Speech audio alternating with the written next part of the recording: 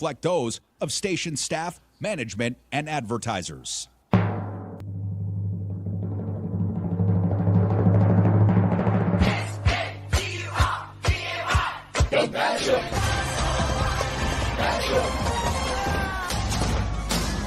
Liberalism is back in style. Welcome to the evolution. What if you knew Fox News was just lying to you? How could you watch when you know?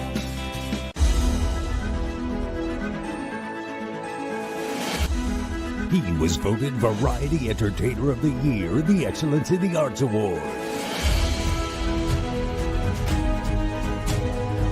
And is one of the highest Arbitrum, now Nielsen-rated talk radio hosts in Las Vegas. He is also a refreshing voice of logic and reason. Live from the entertainment capital of the world, Doug Basham. And good morning, my fellow wokes and Republican jokes. Thanks for joining me today. My name is Doug Basham, and welcome to the Doug Basham Show right here on KSHP in Las Vegas and on social media, and to a genuine demonstration of excellence in broadcasting. Hey, everybody. Great to see you all again. Oh, there's that dreaded echo. I am Doug Basham, card-carrying member, in good standing, I might add, of the Enemy Within Brigade, also known as one radical leftist lunatic who needs to be handled by the American military. And now, just might be. I welcome you all to day 7 of Morning in America. Morning spelled with a U, of course, as we Constitution-loving patriots who truly love this country grieve the loss of the great American experiment in self-governance and democracy, and anxiously await the stroke that will save mankind. My website is DougBasham.com, last name spelled B as in Bob, A-S-H-A-M as in mayhem, DougBasham.com, my email, Doug@DougBasham.com. That said, I extend a warm yet dispirited welcome to those of you listening on KSHP, AM 1400 and 107.1 on your radio dial here in Las Vegas. We are also broadcasting on YouTube, Facebook, Twitch, TikTok, and of course, Twitter/X. And yes, after a week in TikTok jail, we are now back on TikTok. And you TikTok followers have no idea of what awaits thee. See, that's my TikTok camera. That's my social media camera. Over here is a monitor to see what's going on. And in front of me, my notes to keep me, hopefully, somewhat on topic. Now, if you go to my website, again, that's DougBasham.com, you will discover it's all of one page. At the top, you'll find the show's logo. Underneath, 10 links, most to my social media sites, also one to contact me via email. The 2 links I would like to call your attention to the most are, 1, my YouTube page, and 2, my TikTok page. On my YouTube page, I would respectfully ask you hit the subscribe button. Do it. And on my TikTok page, please hit the red follow button. Do it. Hey, if you would like to watch the show live and not just listen to it, reason being, when I play clips, I don't play audio clips, I play video clips. Also, because this face was made for television. From my website, go to my YouTube, Facebook, or X pages. And if I happen to violate YouTube policies and they suspend my stream mid-show, just go back to my website and then to either my Facebook or X page. Got it? 221-7283 is our call-in number here at the station, folks. If you would like to talk on the radio somewhere in our second half hour together, that's 702-221-SAVE, as in save our democracy, something we failed to do last Tuesday. and miserably. And now on to our broken news for the day.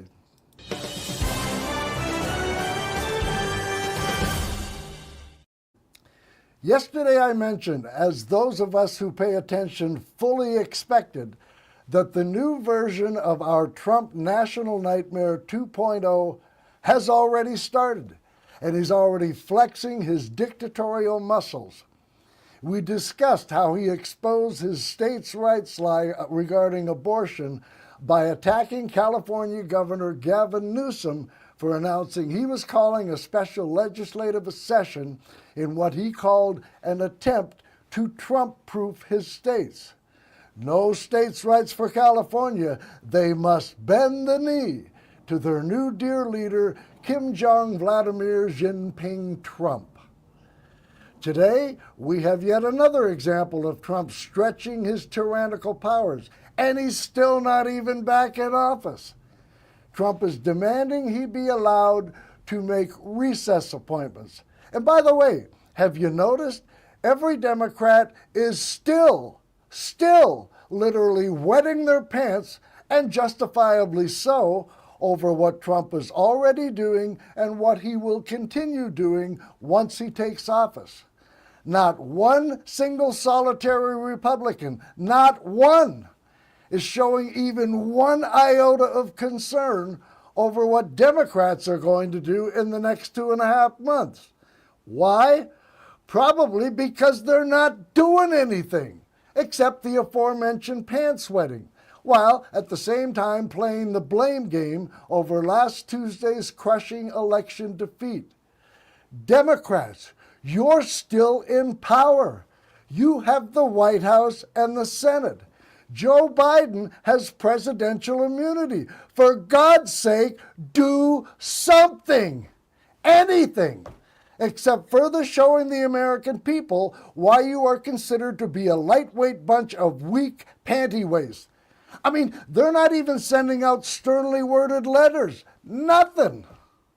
So, President Biden, if you don't like the proposal I and I alone floated exactly 1 week before the election, which, by the way, if you missed it, it is my pinned post on both my Facebook and Twitter pages. It's right there at the top, and it is a must-watch. Wherein I recommended you refuse to turn our constitutional republic over to someone who wants to terminate our Constitution with a boatload of reasons why. And by the way, here's another reason. Trump, as required by federal law, has not yet submitted a series of transition agreements with the Biden administration. Why? Because of concerns over the mandatory ethics pledge vowing to avoid conflicts of interest once he's sworn into office. It was due back in October. In short, he's breaking the law again. And that's according to Senator Elizabeth Warren, who wrote the law. And so, Orange Caesar is demonstrating yet one more time that he has zero respect for our rule of law and considers himself to be above the law. But if that doesn't move you, President Biden, how about this as a wild secondary suggestion? And it's another idea I've not yet heard anyone else mention, which of course is why people watch and listen to this show, because they hear things on this show they won't hear anywhere else. How about you start compiling a list of the people you know Team Trump is going to go after and try to prosecute and throw in prison just for doing their jobs? People like Jack Smith, Merrick Garland, Letitia James, and so many more. And I don't know, start issuing preemptive pardons. Does that sound like a good idea? It would surely take some of the wind out of Trump's dirty and tattered, but apparently still operational sails. And again, worrying about Trump is completely understandable. But for the love of all things holy, show the American people that you can, at the very least, walk and chew gum at the same time. Do something besides wetting your pants. The most perilous moment in our nation's history, and Democrats are MIA, defeated, resigned. Maybe they're trying to make pants wetting an Olympic sport. They'd surely take home the gold. But back on point, Trump and his demand for recess appointments. CNN had the report. Just moments ago, he sent a very clear message to the Republicans who are currently jockeying for the Senate leadership role now that Mitch McConnell, the Senate Republican leader, is on his way out. I'm going to read for you some of what he wrote, and then I'll break it down for you, Fred. He said, quote, Republican senators seeking the coveted leadership position in the United States Senate must agree to recess appointments in the Senate, without which we will not be able to get people confirmed in a timely manner. The Post goes on to describe other things, but I want to explain why this is so important. Essentially, Donald Trump is calling for the shattering of norms. Now, what this means, a recess appointment, I know this sounds like we're getting in the weeds a bit with the Hill lingo, but recesses are normally avoided in Congress. They normally, when they actually go on break, they do something called a pro forma session. And part of that is because if you go to a recess, you actually have to have a vote in the House and the Senate, and Democrats in this case, given Republicans control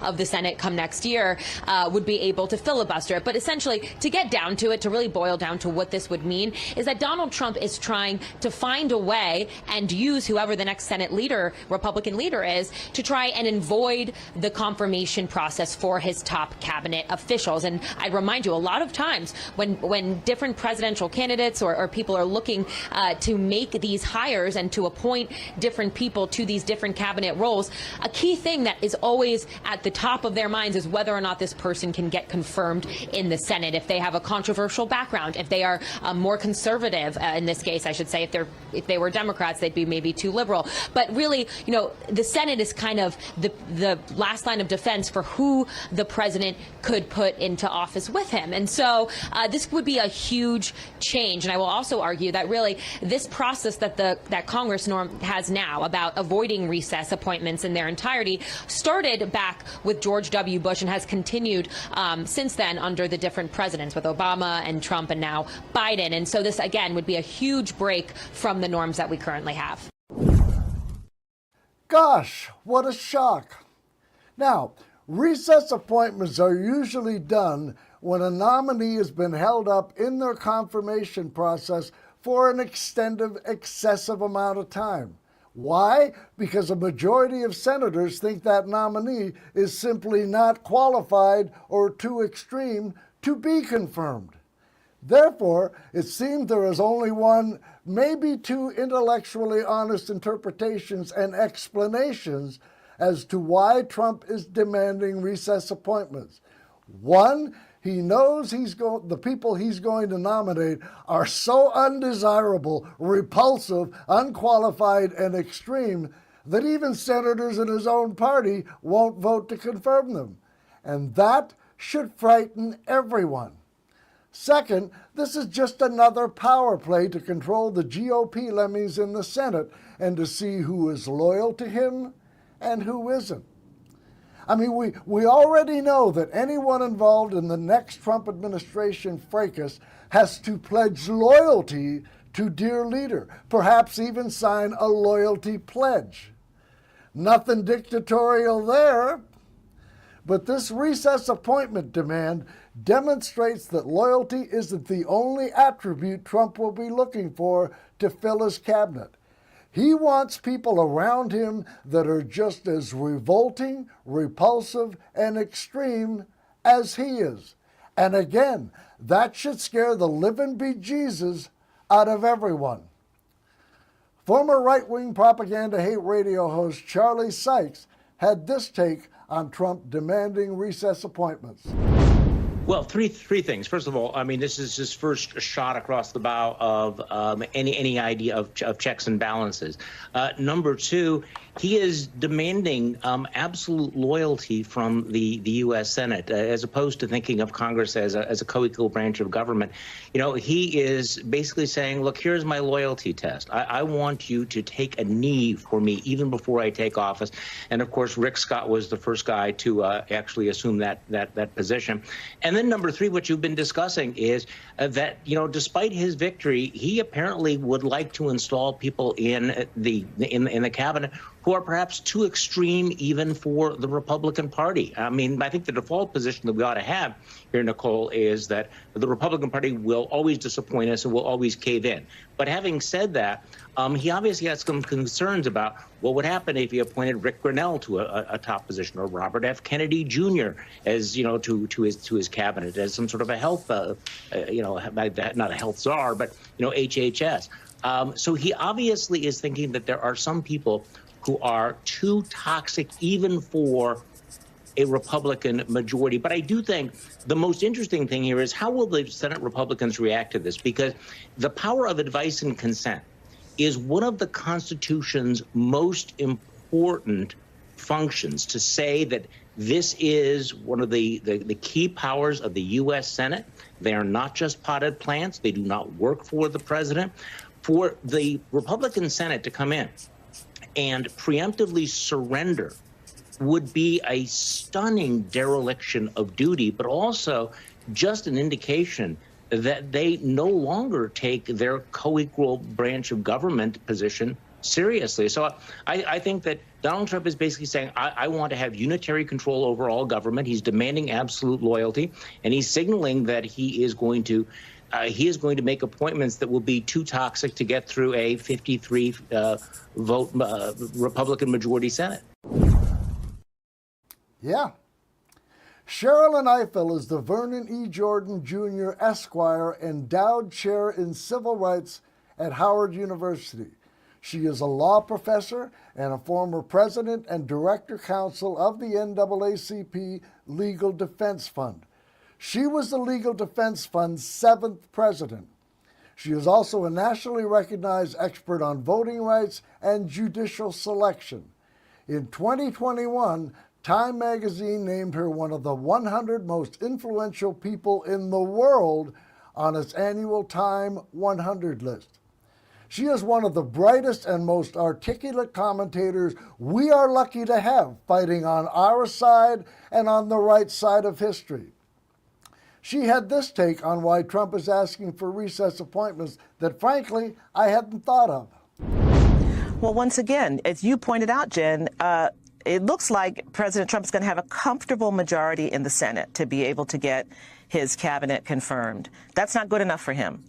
Because what he doesn't want is to go through the process of confirmation hearings in which Democratic senators will have a chance to expose the inadequacies and extremism of some of the nominees that he is planning to put in his cabinet. So what he wants is to have those positions filled by recess appointments. Recess appointments are temporary appointments for a year, and they're usually used after someone has been through the process for a very long time and the Senate is in a logjam. This preemptive effort to install cabinet members by recess appointments, this is a Trump feature. And this is because Trump does not want that exposure of the kind of people that he is going to nominate. So that's number one. Number two, what he wants is, again, to flex against the constitutional order. The constitutional order is that the president nominates and the Senate has the power to confirm. That is a power that the Senate holds as part of the Constitution. Trump is placing himself above the Constitution. This is the ultimate authoritarian move to say that I am more important, I am more powerful than this document that you all revere. And the more he gets away with it, the more he hopes to cow those around him. Already, he's made this a condition for anybody wanting to be Senate Majority Leader. And of course, he has his right-hand person, Elon Musk, helping him with this. So this is a dangerous move. And it's designed to make us believe that he is the ultimate authority. The one and only Sherilyn Ifill. That said, I don't know if I agree with all she said or two of Charlie's points. I do agree with one of their points. Trump is doing this for power, to flex his dictatorial muscles. He wants all the power. I don't think he's worried about senators not confirming his nominees. He has at least a 52 Senate majority, likely to be 53, maybe even 54. He'll just bully them into compliance. Nor do I think he's particularly worried about Democrats exposing how extreme his nominees are. He'll just call them liars, and any reported stories on his extreme nominees, he'll call fake news. Remember, this orange charlatan has less than zero shame. He will tell the most brazen, outrageous lies and not even flinch. And let's be honest, how many Americans actually tune in to Senate confirmation hearings? And while we're at it, how many still read and get their news from legitimate news publications? And between you and me, I highly doubt Senate confirmation hearings will be a trending topic on social media. Nope, I believe Trump is doing this because it is part and parcel of his dictatorial inclinations. And let's not forget, before the election, a certain percentage of voters thought Trump was a fascist, and they supported him anyway. Now that he's won, that number can only go up, increased by those too frightened to challenge him. The aforementioned Charlie Sykes added this sobering take. Well, I think the layer behind it is that Donald Trump is coming in and he is saying that he wants absolute control over both the House and the Senate. And this is the loyalty test. And you're seeing it play out in MAGA world, that if you do not immediately bow, take the knee for Donald Trump, you're going to have, the various, flying monkeys attack you. It is interesting, by the way, the role that Elon Musk is playing in all of this, kind of the shadow president, this billionaire bromance that's going on, I think is going to be one of the great stories of the next few months, if not the next few years. But this is kind of the litmus test. You're now seeing can we break the Senate? I mean, I do think that we need to take a step back and understand that this is not just one among many constitutional norms. We've seen so many shattered. We've seen so many surrendered. But for the United States Senate to basically say, yeah, that whole advice and consent thing, we're willing to give that up for Donald Trump would be breathtaking, but it would be an indication of what's coming. And again, going back to what we have talked about for the last 8 years, I think that, if we keep asking the question, when will Republicans draw the line? When will Republicans stand up to Donald Trump? The answer, I think, you and I both know, Nicole, is never. It's not going to happen. Do not expect them to stand, even when it comes to one of their core constitutional powers and functions. And by the way, the Founding Fathers never imagined that the Senate would do something like that. Again, sobering thoughts from Charlie Sykes. The former senator from Missouri, Claire McCaskill, had a different take on this that runs counter to what we just heard Charlie say. Well, let me give you another perspective on this. He is playing some serious games behind the curtain around the Senate leadership race. We have three men running to be leader of the Senate, to take Mitch McConnell's place. And make no mistake about it, Mitch McConnell and Donald Trump were not besties. They never got along. They never saw eye to eye. McConnell kind of put up with him and didn't ever challenge him openly like he should have. And I think Trump talked trash about McConnell behind his back constantly and said horrible things about his wife, McConnell's wife. So what he's trying to do right now is judge whether or not he should openly jump in this Senate majority race, whether he should back Rick Scott, who is going to do whatever he wants slavishly. He's going to be on bended knee. He will crawl on the rug like a snake if Trump tells him to. He'll do anything Trump wants. But he's not very popular in the caucus. So Trump is trying to figure out, one, who's going to win, so it looks like I back the winner. Two, who is never going to really get me trouble, so I don't have a McConnell issue for the next 4 years. And I think that's the context in which he's bringing up Senate rules. That's the context in which he's asking these candidates, what would you do if I did recess appointments? It'll be interesting to see how this plays out. But remember one thing, Nicole. The ballot for majority floor leader of the Republican Party, the guy who's going to run the place, is by secret ballot. Trump will never know how people voted. And I have a feeling there's going to be some senators that aren't going to want to be bullied and are going to want to protect the role of the United States, the role of the United States Senate as set out in the United States Constitution. Now that was interesting. An inside look at Senate machinations from a former senator. And they were all great thoughts and all great opinions. And just what Trump craves and needs. Everybody talking about what he's saying and doing, and his motivations for saying and doing so. And because what he says and does is so threatening to our very way of life, we really have no choice but to do what he craves in the name of both informing and warning. And I hate it. I absolutely friggin' hate it. Which is why I'm wondering if I can really do this for another 4 years. Trump hasn't even returned to Washington, D.C. yet, and I'm already starting to grit my teeth and pull my hair out.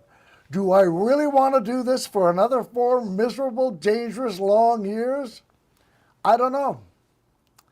And speaking of extreme nominees, let's discuss his appointment of Tom Homan as his border czar, an appointment for which, by the way, there is no confirmation process.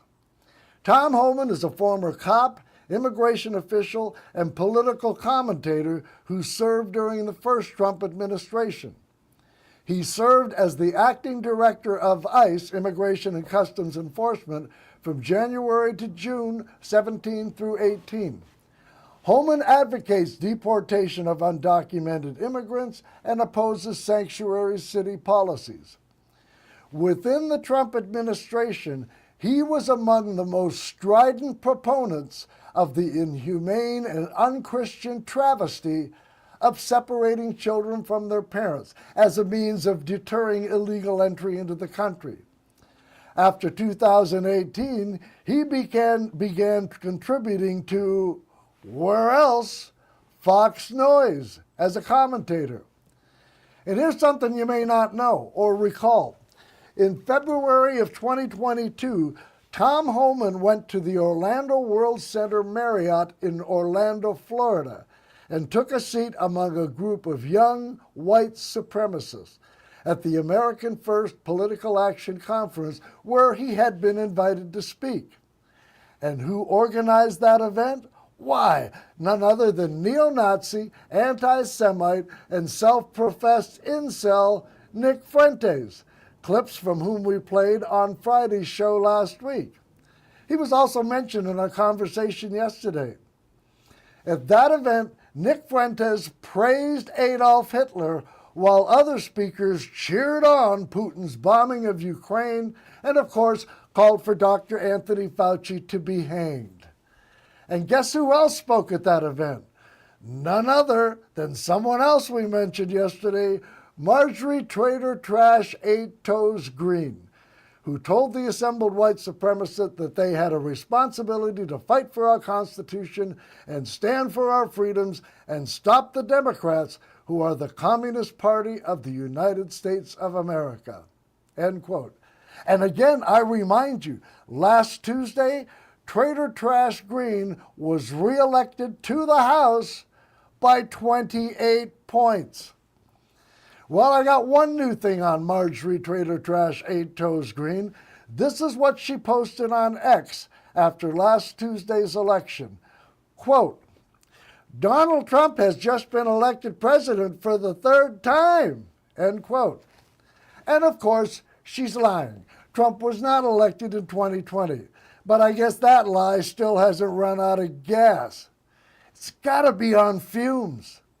And in a way, it's a shame she is lying, because if this was indeed the third time Trump had been elected, he would not only be unqualified to serve, he'd be ineligible. Why? Because of the 22nd Amendment of our Constitution, which states, quote, "No person shall be elected to the president more than twice," end quote. The more you know, a saying with which MTG is obviously not aware. But back to the Orange Trader's new border czar, Tom Homan. Trump, he was suing the sanctuary cities, DOJ suing the sanctuary cities, pulling federal funds.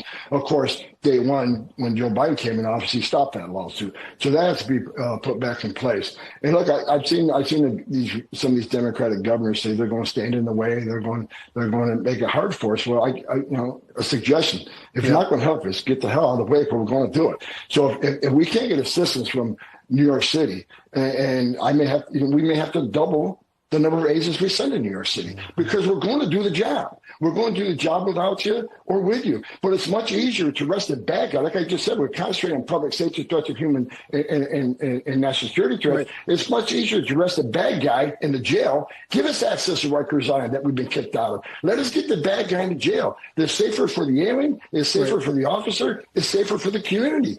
Hey, look, they gave me 5 minutes to say a few things, so if I offend anybody tonight, I don't give a shit. How many pounds of fentanyl didn't make it in this country to kill Americans? How many known suspected terrorists didn't make it in the country? How many billions of dollars did the cartels make? President Trump is one badass president. He secured the border at a level we've never seen before. And I got a message to the millions of illegal aliens that's been released into the United States under this administration. Don't get too comfortable. We're going to need some help. Do I have any volunteers that want to come back and help run the biggest deportation operation in the history of this nation? In January of 25, the greatest president of my lifetime walking back in the White House. He tells me we got, I say 120 days. He says, no, you got 60 to lock the border down. Well, I'll tell you what. I'll tell you what I told the president. He comes back, I come back, we fix this shit. He sounds nice. And the greatest president in his lifetime? Really?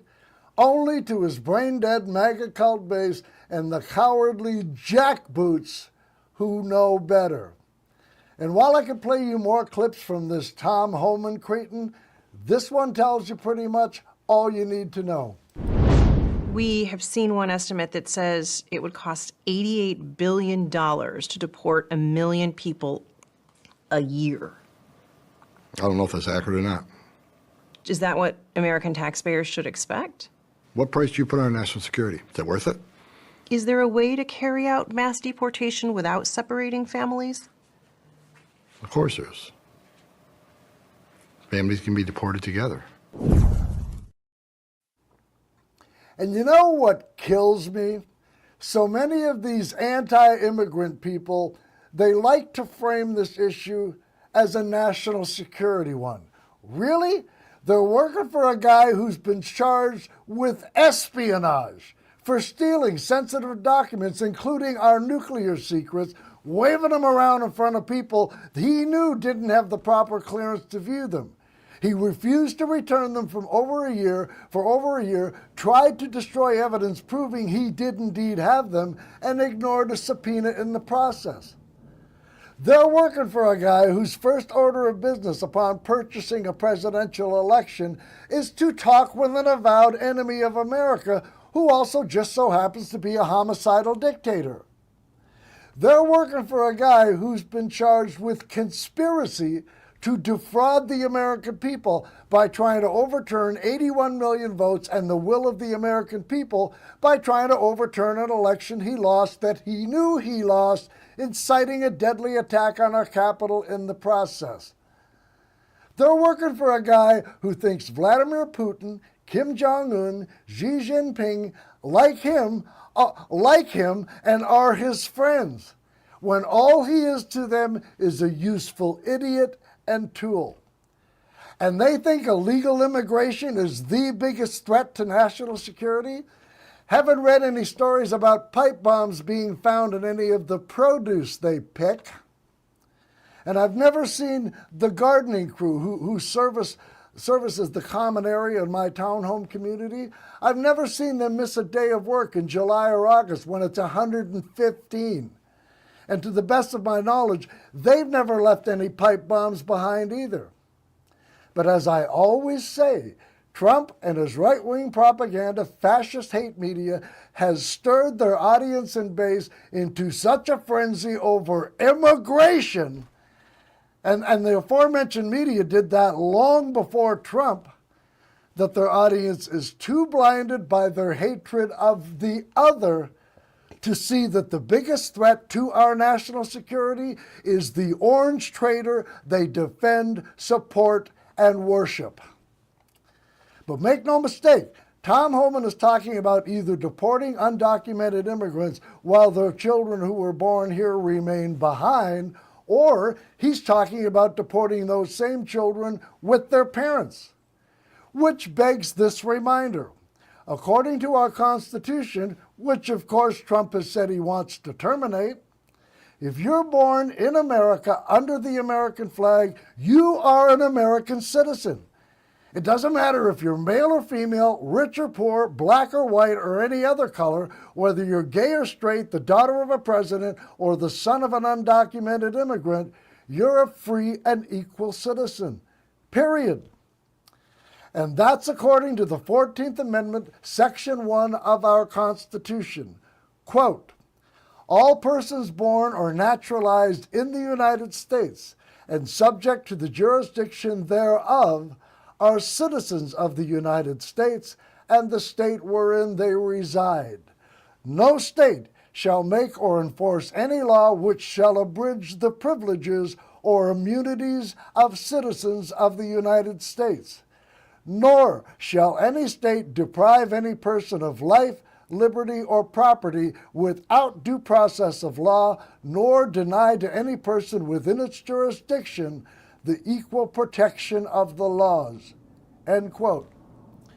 Crystal clear. That is, to anyone who has any reverence for the same U.S. Constitution the traitor they elected last Tuesday says should be terminated. And you know, I'm going to go out on a limb here and say deporting an American citizen is denying them equal protection of our laws. But again, that is for anyone who respects our rule of law. Something else the traitor who was elected last Tuesday has less than zero respect for. But that's where we are, left to wonder just how many pieces Trump was willing to turn our Constitution into. And that clip of Tom Homan I just played was actually part of a longer clip, which I will now play. On day one, my administration will terminate every open border policy of the Biden administration. We begin the largest domestic deportation operation in American history. I will run the biggest deportation operation this country's ever seen. America is for Americans and Americans only. They're poisoning the blood of our country. Is there a way to carry out mass deportation without separating families? Of course there is. Families can be deported together. Getting them out will be a bloody story. If you come back, you will be executed. You will be killed immediately. Not going to be easy, but we'll do it. And self-professed Christians are down with this? Really? If so, they don't have even a rudimentary understanding of the basic tenets of Christianity. Not surprising, given that they now have a new God/graven orange image they worship. And of course, Trump's brain-dead MAGA cult base will have no problem with Trump trying to deport U.S. citizens because Trump and his right-wing propaganda fascist hate media, which I should add again, did so long before Trump, have brainwashed their audience into believing that illegal immigration, and immigration period, is the worst thing to happen to our country since, what? Our founding documents and Constitution, apparently? Cecilia Wong, the national lead director for the ACLU, had this take on the immigration debacle. So, Katie, absolutely. With the appointment of Tom Homan and Stephen Miller, Trump is starting to launch his attacks, not just on immigrants in the United States and people who are at the border seeking a fair chance to apply for asylum. Trump is really announcing that he's going to be attacking American communities around the country. Miller and Homan are both right-wing extremists. It's clear that with their announcement, these are the architects of family separation. These are the architects of the Muslim ban. These are not policies that the majority of Americans want. This is not about having a fair and secure processing of people at the border.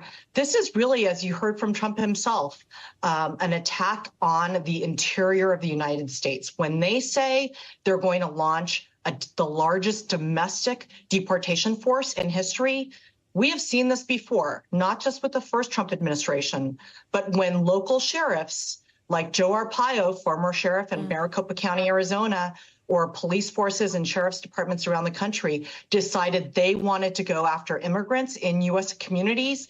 You see door-to-door raids with U.S. citizen children and spouses in mixed status families also taking the brunt.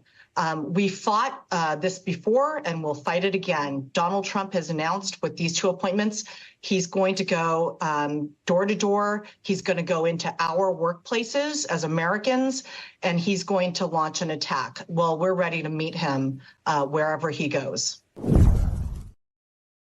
One more soundbite before we head to the phones. And by the way, that number, if you'd like to call in, 702 area code 221-7283. Again, that's 702-221-SAVE. Now we'll hear from past guest on the show, Democratic pollster Fernand Amandi, prefaced by what MSNBC host Katie Phang said in response to what you just heard Cecilia Wong say. And as he always does, Fernand nails it to the cross. You know, Fernand, I have a lot of respect for Cecilia. I think, Cecilia, you are one of the most brilliant people that I know, but I'm going to respectfully disagree because you said this is not what a majority of Americans want. But, Fernand, a majority of Americans voted this in. When we played that sound leading up to this segment, right, that wasn't me saying it. That was Donald Trump and Tom Homan. That was Stephen Miller. Those are their own words. So, again, rendered speechless, this is exactly what a majority of Americans are asking for. It is indeed, Katie, and this is why so many of us were so concerned. We're sounding the alarm, really, since the moment it became clear that Donald Trump was going to seek the Republican nomination again and inevitably became the nominee of that party, because we are now going to be living a living nightmare here in this country. And let's not pretend or not sometimes speak the reality of the horror happening before our eyes. The immigrants are the first step. The idea here is to go after this group, the most vulnerable, to create this militarized force that will now have access to every sector of the United States. And they'll start with deporting undocumented immigrants without any concerns of what that means for the economy or the local communities or the fear and even the violence and death that is going to come and result from that.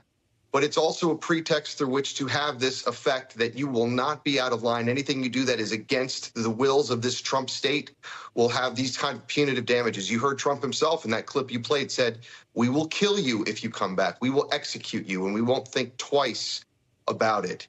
Right now, it has also set off a tremendous sense of anxiety across the country. I think you're going to be seeing over these next 2 months, before Donald Trump is sworn in as the next president, a movement all across the country. Many immigrants are going to try first to go to these sanctuary states, sanctuary areas, to try and seek some sort of respite, which will cause an issue of its own in those areas. So it's a dark time. There's no sugarcoating this. I think, as Cecilia says, we have to be vigilant. We have to come together as Americans and do what we can. But this is, sadly, the consequence of an election that had the worst and most dire consequences. Fernand Amandi, folks. And you know, I have another clip from Fernand and 5, 6, 7 more I thought I'd have time for today. Apparently, time management is not my forte. But I said we'd head to the phones, and that we will do. 221-7283 is the number. Area code 702-221-SAVE or SAVE. To the phones we head, and we'll start with JD. You're first. Thanks for calling. Long time no hear. Well, I just wanted to take a back seat so I didn't, so you and Forrest and Carl and John could recover, and I didn't want to impart anything into that conversation. But Doug, you know, the Democrats in the United States Senate need you more now than ever before, because you could filibuster for the next 4 years like nobody. And I wanted to let you know that Bill Clinton had 179 recess appointments. Obama had 32 recess appointments, and Homan worked for Obama and deported 3 million people under his administration. So there's a little bit of I guess, backlash to your remarks about Trump. I don't understand. Well, not really. And let me tell. Let me just finish. Let me just finish. I don't understand what he's trying to do with this recess appointment before he even takes office. So maybe he should just shut his mouth until he becomes the president. Well, absolutely he should, and you and I both know he's going to do it. As for your remarks being somewhat of a comeback or retort to what I'm saying, first, those recess appointments that were made by the presidents you made weren't done from the get-go. They were done after their nominees had languished in the Senate because they weren't qualified or too extreme, or senators just didn't like them. Not all of them. Not all of them. Oh, come on. You can't give me one example. Hold on. I let you talk. Let me talk. I let you. It's your show. Go ahead. You noticed. You can't give me one example of any one of those presidents going into office and starting, even before going into office, saying, I want to make recess appointments. There isn't one other example. This is unprecedented. Second, as far as your comments about hold the fort. As far as your other comments about Tom Homan and immigration and deportations, what you always ignore or conveniently omit is the threat Trump poses to our Constitution. I don't care about anything else you mentioned that you think is a retort or an excuse why we should celebrate and welcome Trump. No, he is a clear and present danger and existential threat to this country and its Constitution. That's all that matters. I was just responding to what you talked about. I'm not talking about what you're talking about now. That you're bringing up extraneous subjects. We're not talking about that. What do you mean extraneous subject? Everything I said today had to do with Trump violating the Constitution and breaking the law. All the others were just examples, so they weren't extraneous. They were further proof of my overall point, the danger Trump poses to this constitutional republic. And you never mentioned that. Why don't you wait and see? Well, why don't I wait and see? You're willing to gamble your Democratic Republic on a wait and see? He's already breaking the law, and he isn't even in D.C. Did he violate the Constitution in his first 4 years? Did he ever refuse a judge's what a judge went against him? Did he ever violate what the judge commanded him not to do? No. He appealed everything. He never violated one point of the Constitution. But again, you're missing the point. You're missing the point. The fact that he was rebuked by judges doesn't mean he tried to violate the Constitution. That's the takeaway from it. Not that he was rebuked, that he tried. It's like, oh, well, I don't care that he tried to violate the Constitution. The judges stopped him. Well, we have since learned the courts ain't going to save us. They gave this moron and traitor presidential immunity. You think the courts are going to rebuke him this 4 years? Well, why don't we wait and see? Yeah, and then it'll be too late. The Supreme Court is not giving him immunity to do anything he wants.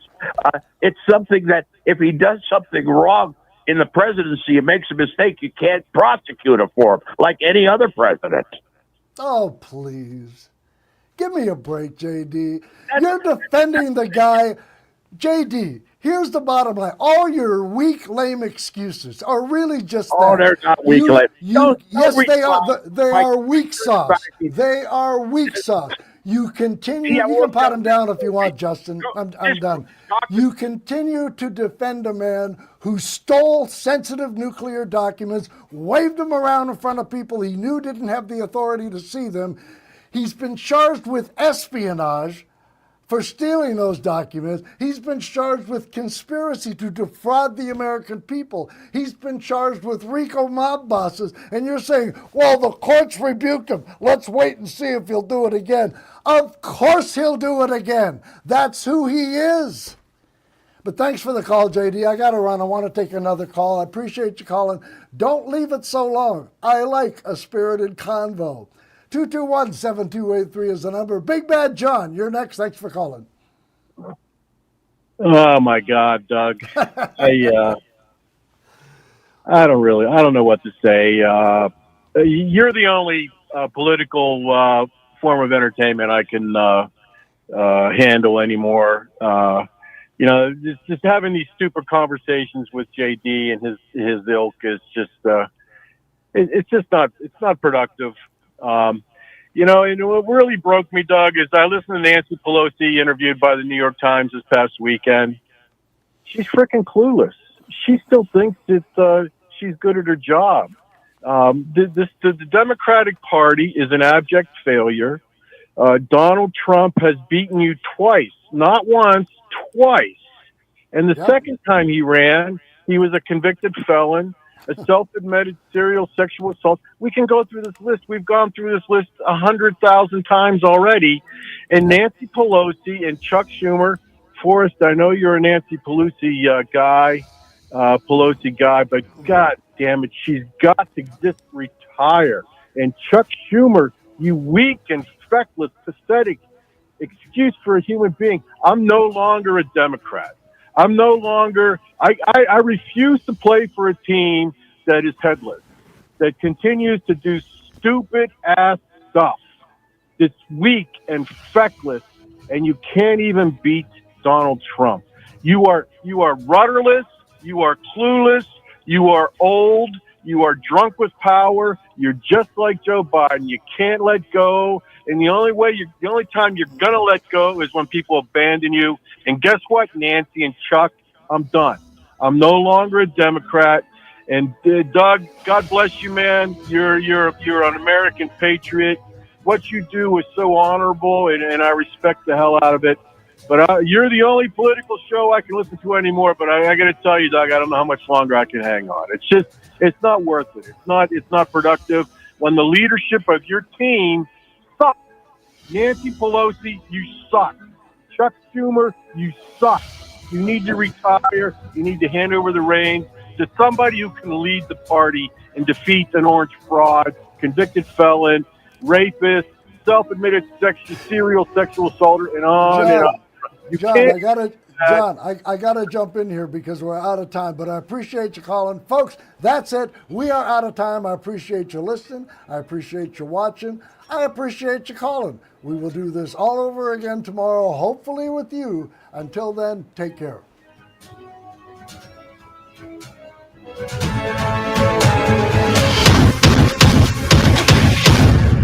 Doug Basham. Yo, what's up? This your boy, comedian Spank E.